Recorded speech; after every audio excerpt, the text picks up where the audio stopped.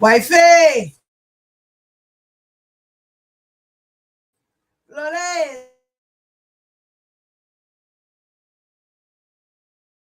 Cherise! D-Live! What's up, mama? Tears! Indigo! Hello, my sisters. Aisha! What's up, mama? Hey, it's Quisha. Hello, lady.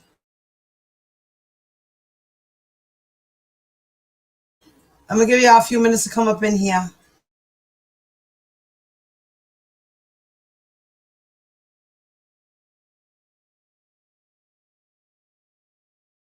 I love you too, mommy. And thank you. Me and Blade, we were determined to go the day of the verdict. We said it. If anything mattered, it was going to be the days of the verdict. Ty! I love you, Ty. I missed your voice today. I didn't get to hear you not one time today, I think.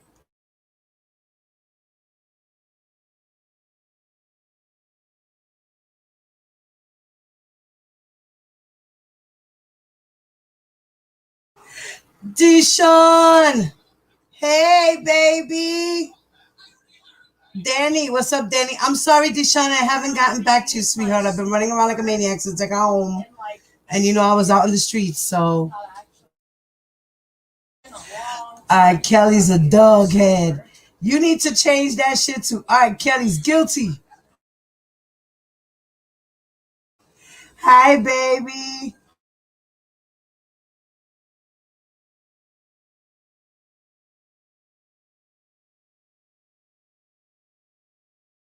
Yeah, they're all crying. Bendito.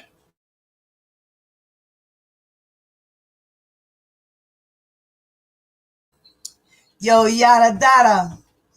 Flores. Nisi Poo Poo. What's up, mama? I still got my sniper skill. That's nice. Well. Really nice. Yeah. Yes. Yes, lady. Go ahead, guys. Say hello to everybody. Well, I just wanted to do this. Jacqueline! Jacqueline! What's up, mamita? My sister Blade gave me an idea. I'm dropping red. She gave me an idea, guys. Here we go, y'all. We're going to celebrate, okay? On the count of 3. I want to see hashtags. We did it. That's sad. We did it! We did it! Yay! We see we did it! We went over the bridge and past patrol. Yeah, we did it! We did it! We did it! Hey! Come now, through the little door. Yeah, we did it! We did it! We did it! We did it! Wait for it, little star and Tico's tree. Let's cut that Tico, cut that, and you got hooray! Yay! Woo! Hooray! We did it! We did it, guys! We did it! We did that shit! The prosecutors did that shit! We did it, guys! We did it! We did that shit!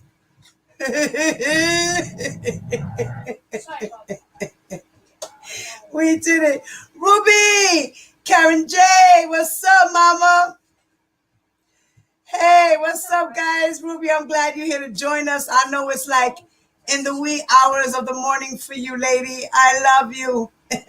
Right here? Well, guys, there's 17 us in the building.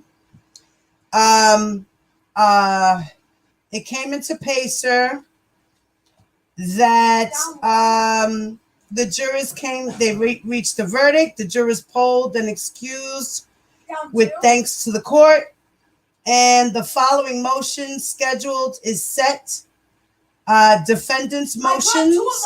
They got motions to put in if they have any motions to put in by the defendant on November 1st of 2021, Oh, no. and the government is to respond November 22nd, 2021.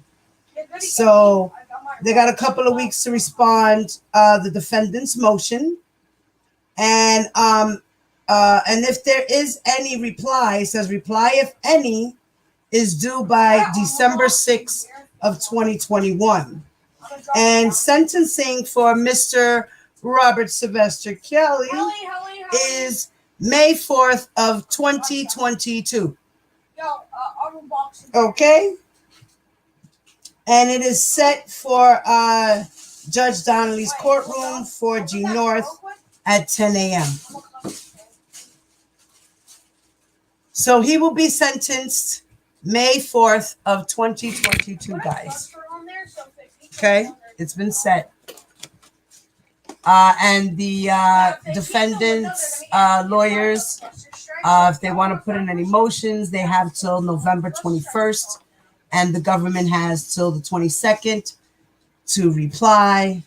And if there is any other replies to those motions, they are to be due before December 6th, 2021. I got a precision. Chiqui! What's up, mama? Triple L, what's up, papi? Yo, we got a guilty verdict. I am Queen. What's up, sister? All my sisters and my brothers are in the building. I'm missing some. I'm missing some. I'm missing some. Let's see. I'm missing some here. Grab guns off the dead ones. Some are missing. Oh, there goes D. Hey. What's up, D? What's up? Nicole, hello. West Coast Bellas. What's up?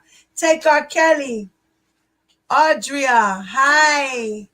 Robert, Killer. What's up, puppy? Yes, guys, hi. There goes my brother, my other brother. Fat boy in the building. BBP, what's up, lady? How are you? Yes. Jade, hi, Jade. What's up, guys? What's up? Wow. For those who have just jumped into the building, Vanetta, hi, mama. Samara, hello. 100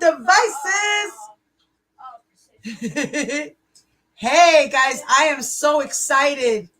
I am excited. What's up, Samara?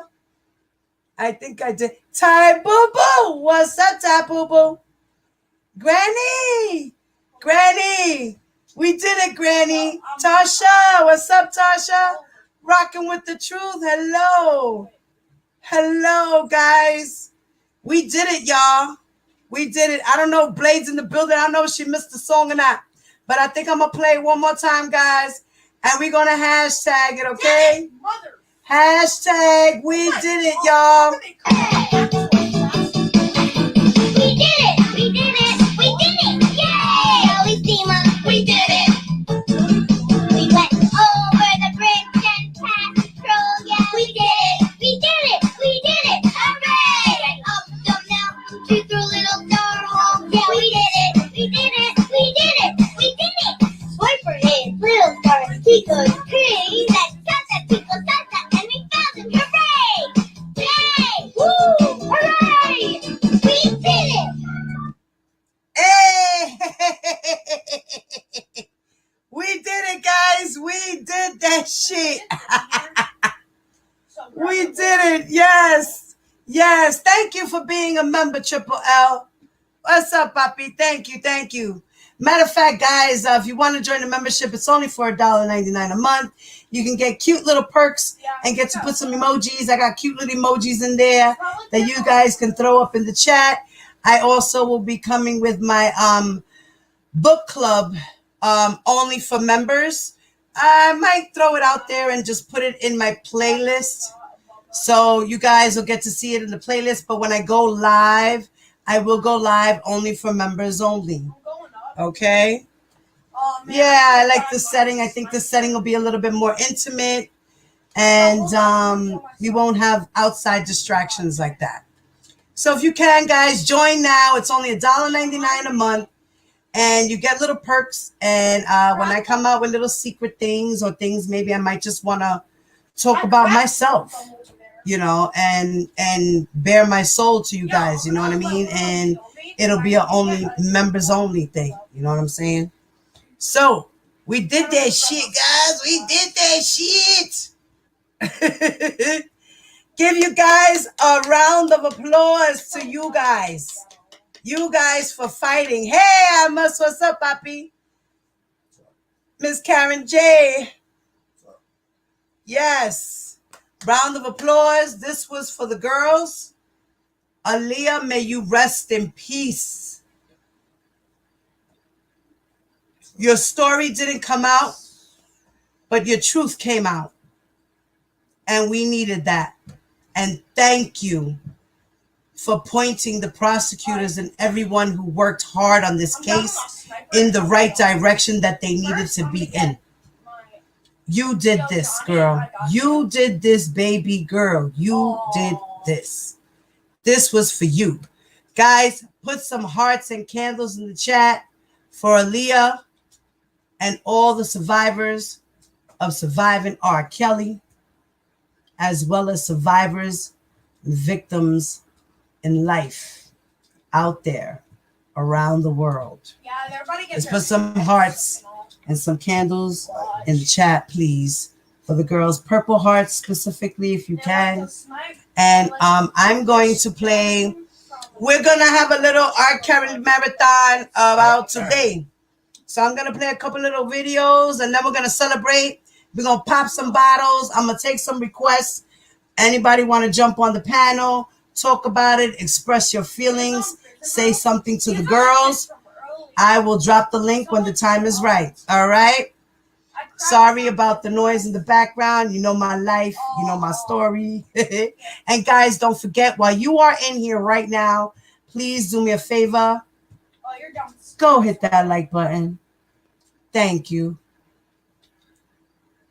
And don't forget, if you are not subscribed to my channel, please subscribe to my channel, guys.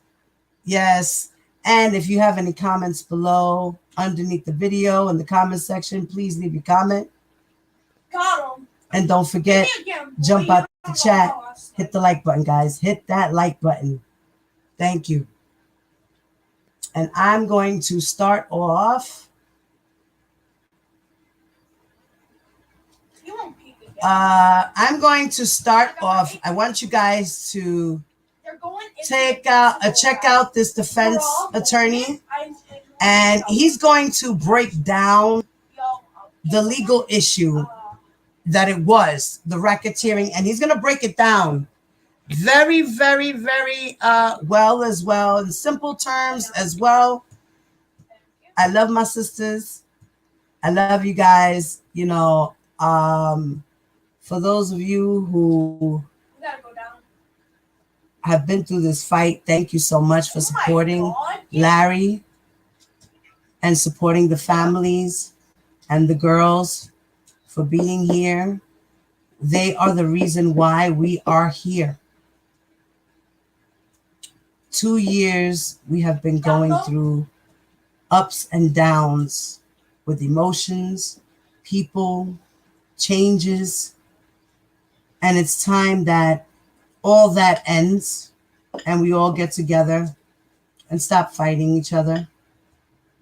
And it's all for the greater good, you know. And these women need our support more than ever. There's still 2 more trials to go. 3 more actually. Next one is in Chicago, guys. In Chicago. And R. Kelly will be sentenced once again on May 4th, 2022 at 10 a.m. The rest are all over there. All right, I'm going to share my screen, guys. Just there. They're going to have to come up to you.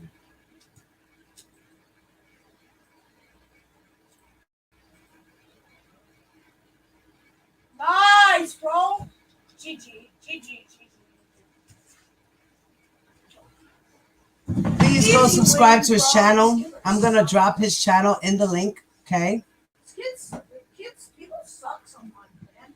His name is Jamal Kersey, and he's also a lawyer.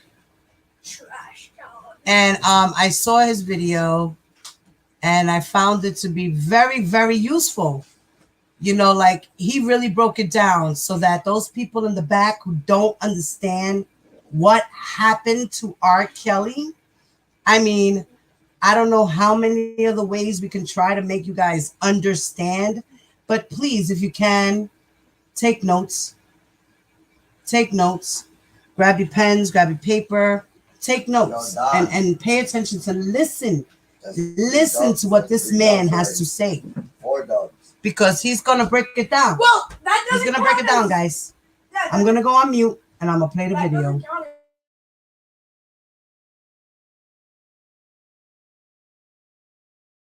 All right, there's some serious confusion as to the allegations and legal issues in this R. Kelly trial. So all right, there's some serious confusion as to the allegations and legal issues in this R. Kelly trial. So I'm going to break it down. My name is Jamal Kersey. I'm a criminal defense attorney in San Diego, California, and I'm going to analyze some of the factual and legal issues in the R. Kelly case. And so, you know, as we get into this, you are getting some exclusive analysis. Listen, I'm a criminal defense attorney. I've been doing this for over a decade. I've represented people facing life in prison. I've represented people in murder cases, sex crimes, major cases, major issues. So you're getting some exclusive information here. I'm not just some reporter. I'm not a vlogger who's just offering some sort of opinion that doesn't hold weight. I do this. This is what I do every day. So before we dive into these issues, like this video, subscribe to my channel. If you get value from this video, which I'm sure you will, share it and leave me a comment on the analysis. I want to hear what you have to say. So the R. Kelly trial is coming to a close. The prosecution started their closing argument on Wednesday. They should finish Thursday, which is today. First, the prosecution goes, then the defense, and the prosecution, because they have the burden of proof, they get a chance to make a rebuttal argument. After the rebuttal, the judge gives their final jury instructions, and then the jury gets the case. So that's when the deliberation starts. Now, before I dive into these issues, I've got some caveats. So these are my caveats going into my discussion of these issues. I am a fan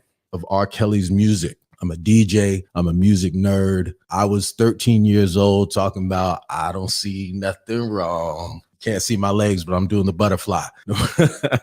In high school, we actually sang I Believe I Can Fly in our high school choir. Shout out to Thomas who did the lead on that. I was in the club when R. Kelly's music was popping. There was nothing like Stepping in the Name of Love, Drunk, Last Call, 1:30 or so a.m. Putting all that aside, listen, the reason why I'm saying this is because there's a lot of people in the comment section, even in my comment section, you know, attacking me, saying, you know, you don't know what you're talking about. You're crazy. You are dumb. You're stupid, saying all kinds of reckless stuff, saying I'm evil for speaking on these situations. I'm like, yo, you don't know me. And you got to put some respect on my name. Again, I just dropped my credentials. I am a criminal defense attorney. This is what I do. I went to law school, passed the bar first time. So just be respectful. If you're going to have something to say, if you want to rip what I say apart, that's cool, but be respectful about it. Lastly, as an attorney, I'm looking at this without emotion. So even though I'm a fan, I'm looking at this without emotion. So that's where we differ. A lot of you are basing your opinion in this case and what should happen based on your love for R. Kelly or even your hate for R. Kelly. And both of those are problematic when it comes to analyzing a legal issue. So listen, I'm not doing this from the perspective of having emotions drive my opinion. All right. So those are the caveats. And now let's go to break this stuff down. One of the issues that I was very surprised about when looking at this case was the fact that we had charges of racketeering. Racketeering is basically organized criminal act or criminal activity in which the criminal act or activity is some sort of substantial business or way to earn illegal money, either regularly or briefly, but repeatedly. So there's generally a pattern.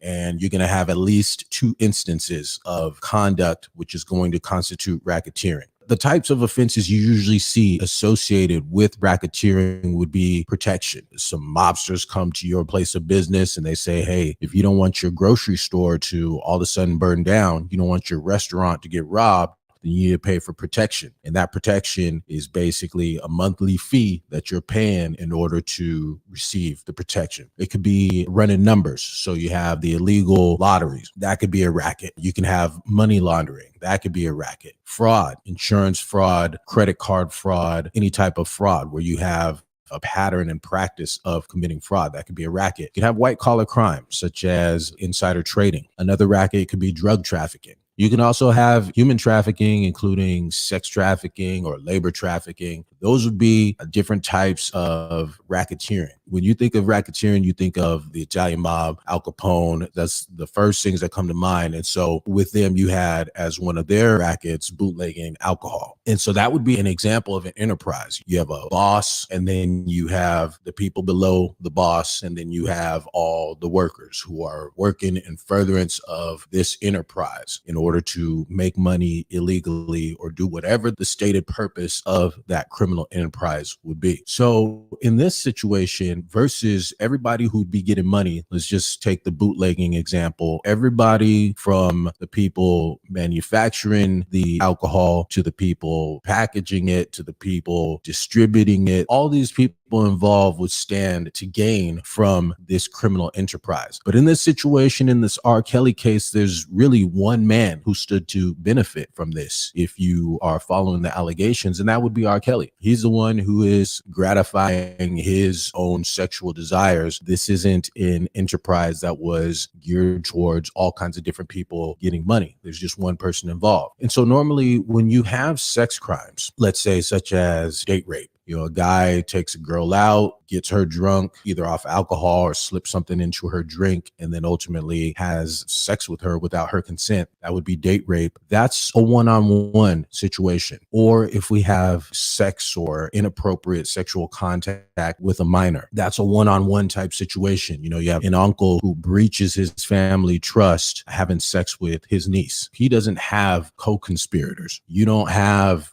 the parents in on this situation. And in fact, the parents don't know what's going on. Eventually, there may be some sort of suspicion, but generally speaking, that person is working alone. And even in let's say a gang rape, you may have a bunch of parties involved, but you wouldn't necessarily call that an enterprise. You just have multiple people committing an offense. But in this situation, when we look at R. Kelly and the allegations that the prosecution has come up with, they're saying that R. Kelly did have an enterprise. R. Kelly had bodyguards. He had drivers, he had managers, he had runners, he had an entourage. R. Kelly was a man with a lot of money, a lot of power, influence, fame. I was looking up some statistics and Billboard named him the most successful R&B artist in history. And that's a big title. There have been some amazing R&B singers over the years. So for him to have been named the most successful history, this man is an anomaly to say the least. At his career peak, he was worth $100 million.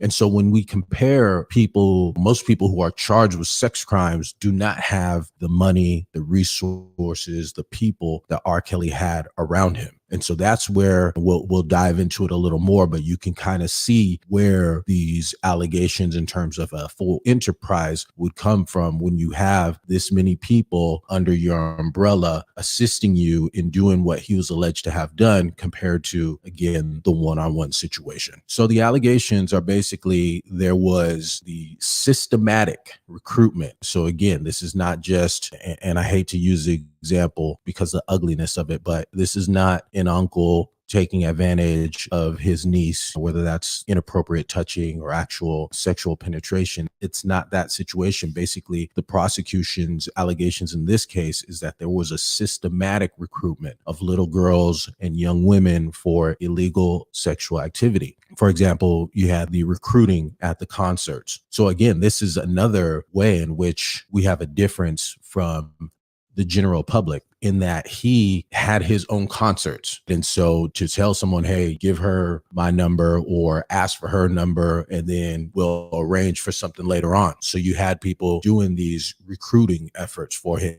They would then arrange for travel and arrange for lodging. So I'm going to put you on a plane, or I'm going to put you on a bus, and then I'm going to pay for your hotel. These type of things, they take a team, because he's in the business of being an artist, of making music, of producing music, writing songs, singing, touring, recording albums, all these different type of things, while the other members of the team are carrying out the duties and coordinating these arrangements. And so basically the other part of it is that he employed measures of isolation, so isolating them from their families and issuing threats to control them. So you talk about this to anybody, this is what'll happen to you, whatever the threats were. I don't know what the specific threats are. I just know that the threats were alleged. And then you can see, then it becomes more clear how you get to the enterprise label. Because I remember seeing the graphic of the octopus, and you have R. Kelly as the CEO and all these different people. And I was like, man, I'm not seeing how this is being considered some sort of enterprise. But again, as I dove deeper into it, I can then understand how you get to the enterprise label. Whether that's valid or not, you can at least see how you get there. So the other thing that stood out to me is, how is this case in federal court? Most crimes are prosecuted in state court. Murder, robbery, burglary, theft, sex crimes such as rape, statutory rape, sexual assault, etc. They're charged in state court. But there are times when cases are federal, such as any of the offenses that I just mentioned. If those take place on federal land, that's going to be a federal issue.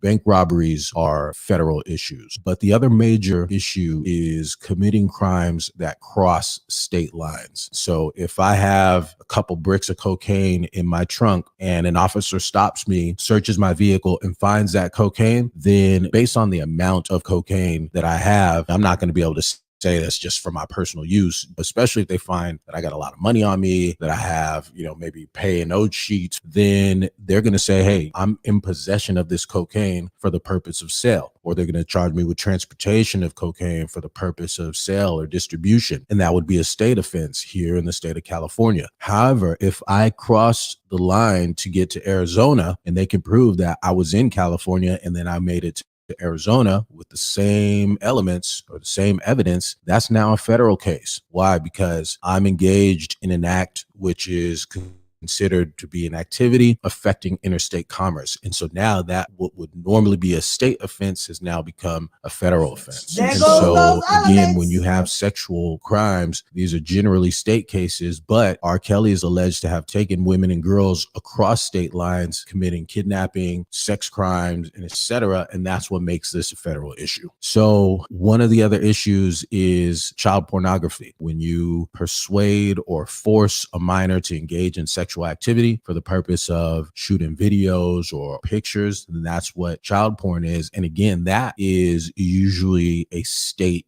case. I was an intern for the DA's office while I was in law school. I worked in the family protection unit, and then also I did work in the sex crimes unit. So when we had people who were in possession of child pornography, that was prosecuted in the state. So it'd be the people of the state of California against the defendant in that situation, with the district attorney filing those charges. But again, when you are alleged to have crossed state lines doing these things, that's where you're going to have it being a federal case. Kidnapping as well, confining somebody against their will, that's usually a state case. But if you're crossing federal lines while doing so, again, you're in an activity that affects interstate commerce, then that's going to make it federal. One of the other charges, or at least a couple of the other charges, had to do with violation of Chicago sexual abuse law. And so again, these would normally be prosecuted in the state of Illinois, but because there was the allegation that he had crossed state lines in order to commit these offenses, or for the purpose of committing these offenses, that's what made it federal. And so I wanted to actually look at the sexual abuse law, because that came up in the indictment. On justice.gov, there was a copy of an indictment from 2019. I believe they ended up actually filing another information or another document with extra charges, but I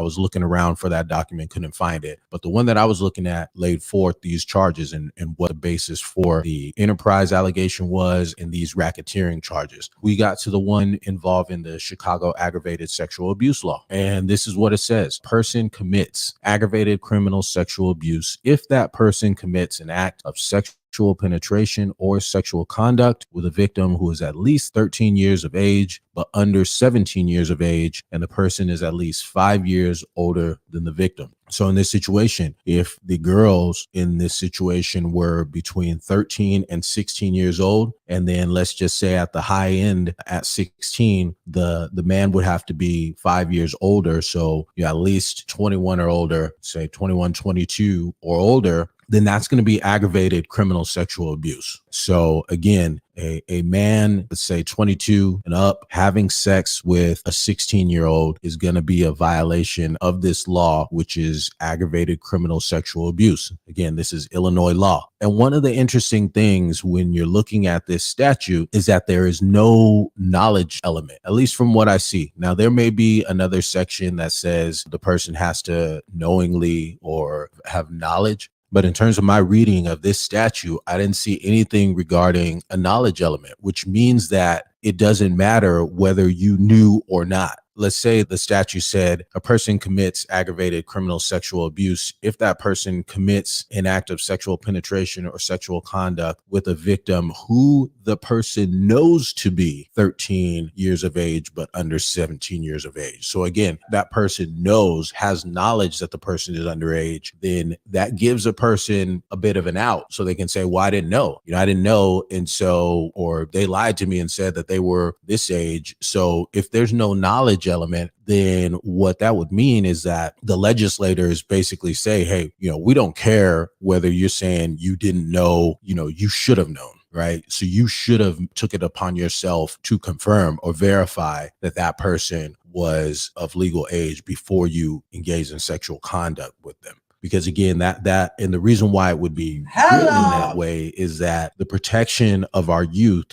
is so important that we're not going to give you an out by saying that you didn't know. You are the adult in the situation. It's your duty to ensure that the person is of age. And so that's the accountability aspect of this law. And again, if you're familiar with Illinois law and can correct me, I'm open to that, but I'm just looking at this particular code section and it doesn't mention anything about knowledge being an element. So when we look at the testimony and we think about the very first witness, she had testified that in 2010, R. Kelly invited her to his mansion. And at the time in 2010, she was 16 years old. She was a virgin and she was actually a member of Kelly's fan club. And she said that, again, he invited her to the mansion. He immediately told her to take off her clothes. She testified that R. Kelly asked her to tell everyone she was 19 and act like she was 21. And she said that he wanted to train her sexually and ordered her to call him daddy. And so when you look at these facts, this would be a violation of the Illinois statute if what she is saying is true, in that she was 16 years old. In 2010, R. Kelly was certainly over 22 years of age. So he was at least 5 years older than her. She's under 17 years old. She said that he had sex with her. And so in that situation, we would technically have a violation and there would be support for that charge in that he was telling her to say that she was 19 when she wasn't. Say you're 19 and act like you're 21. Those are going to be the type of things that are essentially adding fuel to that fire in terms of that particular charge. And then in terms of wanting to train her or groom her sexually and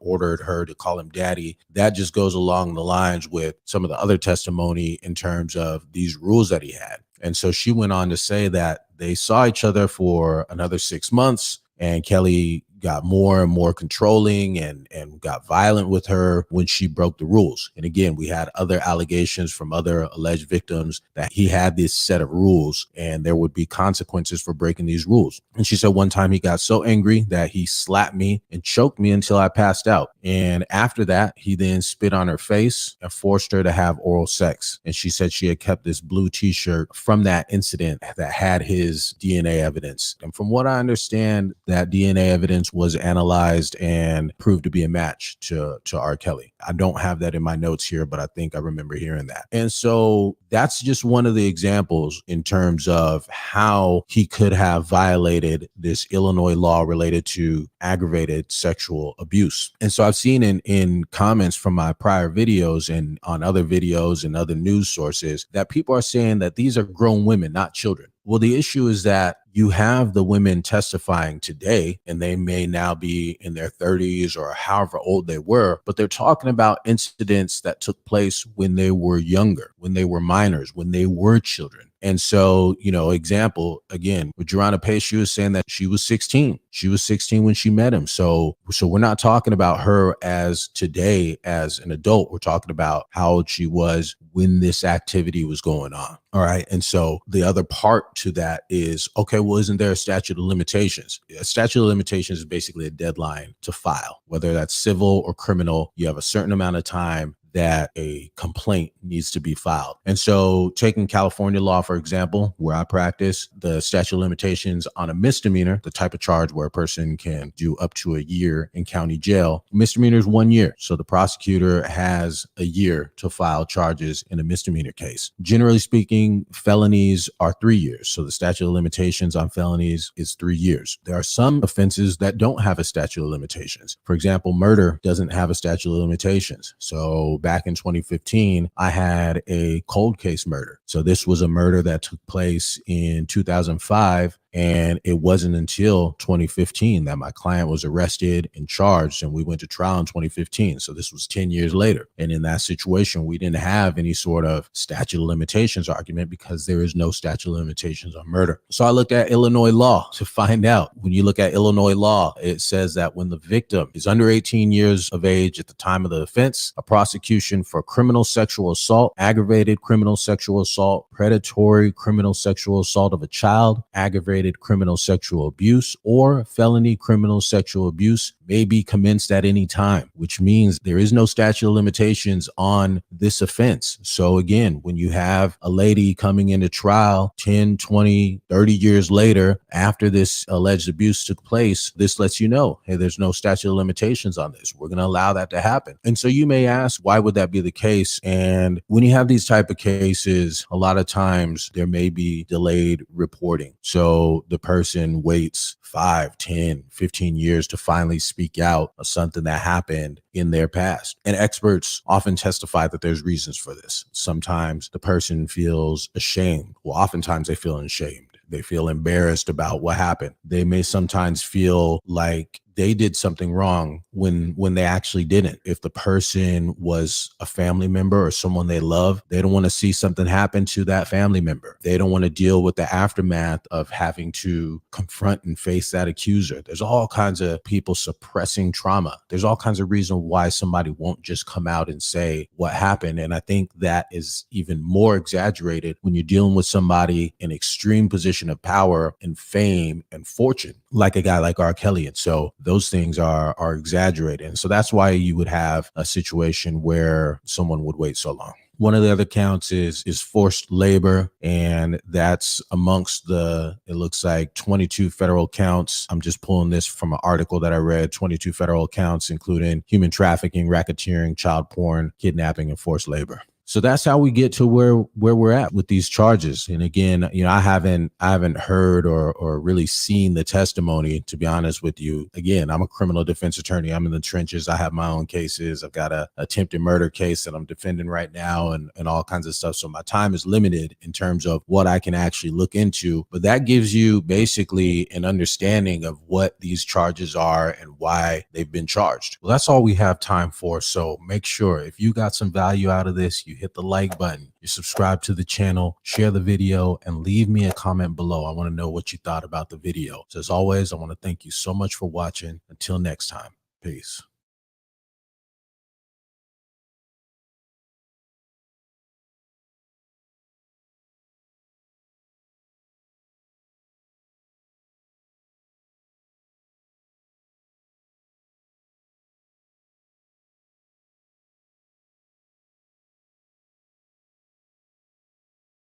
Dub. Watch us not get a dub. Watch us not get a dub.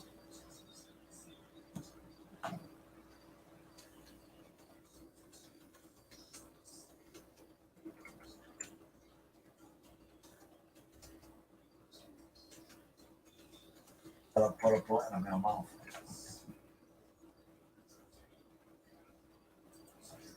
I just put his channel in the chat, guys.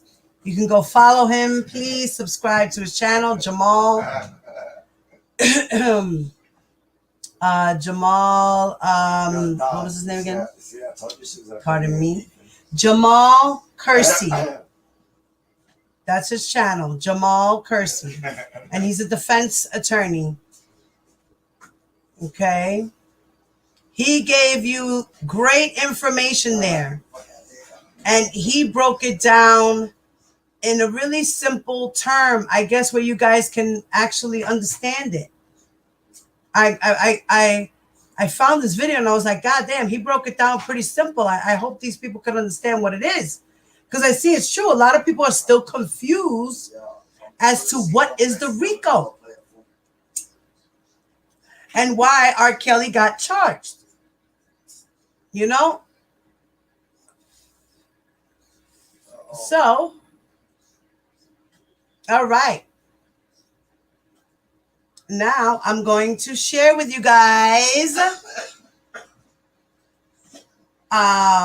some BNC news from our people, BNC. That's our channel. Those are our friends. Those are our friends over there. So they were there at the trial in front of the courts, and I got a chance to speak somewhat. I believe this is the video, so we're going to watch it. Check it out.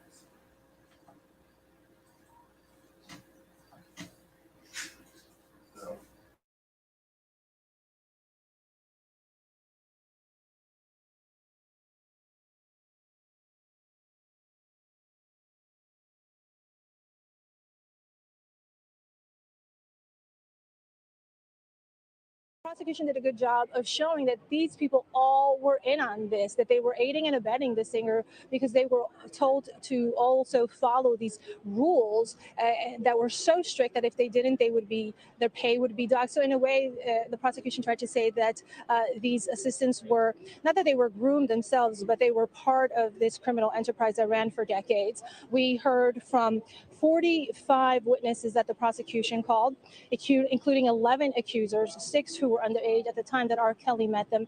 Many of them testified that R. Kelly knowingly gave them an STD, but did not disclose that to them during their time of intimate sexual intercourse, and that he also refused to wear a condom many times, that he also videotaped them without them knowing or against their will. We heard a lot of abuse that they succumb to at the hands of the singer, things like being tied up or not fed for days, or being locked up in rooms if they did not follow certain rules and protocols that he liked. I know I sat in court for about a week, and we listened to conversations that allegedly he had with several of the survivors, saying that if they didn't behave a certain way, act always excited to see him, call him daddy, he would punish them. So today was a day of vindication for a lot of the people, a lot of the survivors. Some of the people that testified, though, here, we do have to make it clear that they were reluctant to testify, that despite everything that they went through, they had a soft spot and still have a soft spot for the man. But it's because prosecution says years of grooming, and that's what that conditioning does to you. So even though they were reluctant to testify, they got justice in a way, but there's so many other survivors that have come forward and were not listened to for many years. And I know we spoke to several family members, that we would watch them come out of the courthouse and talk to them about why some of their family members did not want, or their sons or daughters that did not want to speak about the abuse they went through, and it's because of victim shaming. And one of the ladies we interviewed, BNC interviewed Kenyette Barnes, who founded the Mute R. Kelly movement, say it's because of people really calling these victims the fast ones, or the ones that initiated the contact, but they never questioned R. Kelly. Everyone was getting blamed except the singer. But today, that day has come to an end. He has been found guilty on many of the charges, and we are waiting to find out how many years he will face in prison after evading these charges for about 3 decades. Yeah, no, we are expecting for him to be decades behind bars. And Astrid, you've been covering this for weeks now. Like you mentioned, 45 prosecution witnesses. What are some key moments that stood out to you when covering this trial? Well, it was really interesting to see as a mother and, of course, as a female, listening to the women take the stand. Some of them, like I mentioned, really reluctant to testify against him. And even after they contracted an STD from him, still wanting to engage in a relationship, feeling that they could change him, feeling loved by him if he treated them nice or flew them out. And it's also really sad to know that. That they felt like this was love, that they felt that this man cared about them. So I think it also goes to show from speaking to experts how much help these women are going to need, how much support they need to receive in order to come out of this on the other side and not feel like this was something normal. And it was also interesting to hear some of the young girls too, that from the first moment that R. Kelly tried something on them, they knew right away that something was wrong and refused to work with him. And they had, that know it all, or that gut feeling saying, hey, I don't care if you're promising me fame and fortune or a record deal, something is off here. But something also that was really off-putting to me as an adult, and I mentioned like as a mother and a woman, is how some of these assistants that worked for Kelly for years, 16 years, can just excuse his behavior. And they were booking flights for these young women. So if you're booking a flight, you need that birth date information. And they also checked into music studios where he required them to show ID and sign an NDA. So many people knew that R. Kelly liked to surround himself with young women, especially underage women and underage boys. But they never said anything. They stayed working for them, and they made excuses for his behavior. So and obviously R. Kelly is the one that's guilty of it all from the prosecution and the case that they put on. But to see people make so many excuses and still continue working for the man is something that was really shocking to me as someone